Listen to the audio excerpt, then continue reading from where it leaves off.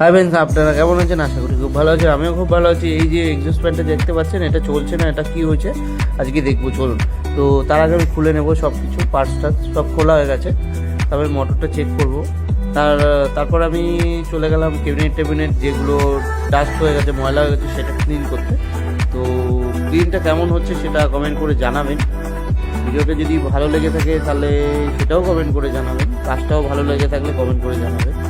তো তারপরে আমি ফিটিংস করতে লাগলাম। এই যে দেখুন, প্রথম আমি ব্লেডটা লাগিয়ে নেব। যে ব্লেডটা আমি লাগাচ্ছি, তো ব্লেডটা লাগানোর পরে আমি হাত দিয়ে ঘুরিয়ে দেখে নেব। তো ভালো ঘুরছে, ভালোভাবে ইজি হয়ে গেছে।